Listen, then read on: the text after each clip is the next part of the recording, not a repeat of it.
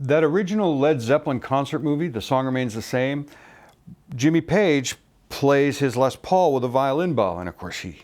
coaxing many awesome tones out of it and destroys the bow in the process. But that had an impact on me as a teenager, and of course as soon as I started assembling studio toys and musical instruments, that was one of the first things I tried, was get a cheap violin bow and play guitar with it. And then you realize it's not an ideal situation, because a guitar's bridge is almost totally flat, and as such the bow can only touch either the lowest string or the highest string or all the strings at once. And then sort of a light dawned over my head and made me realize, so that's why a cello or a violin has an arched bridge that allows you to, contact only the one or two strings that you want to. And not having a background in those type of instruments, that wasn't immediately obvious to me, but it became obvious as soon as I tried playing a normal guitar with a bow that this wasn't an ideal configuration. Then a few years later, once I started work on the very first Saw movie,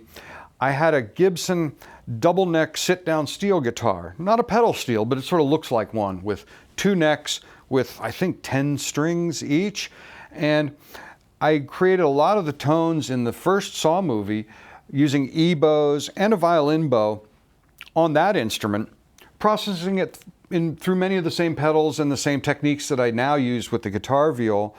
But again, it wasn't ideal. It was a nice springboard and a platform for experimentation, but again,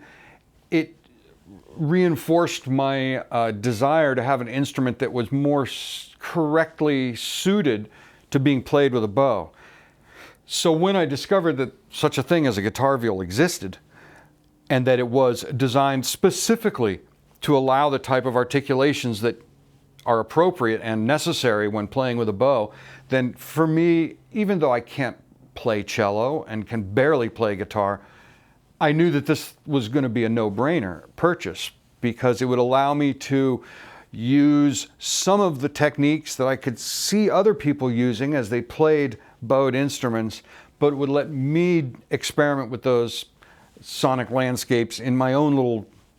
world. And that was the sort of the gateway drug was that old Led Zeppelin movie, and me trying and sort of failing to use bows on normal guitars or even on my lap steel. But all of those problems with articulation kind of went away once I had the proper instrument with the proper configuration, and it's really been hugely more useful than using a bow on a normal guitar.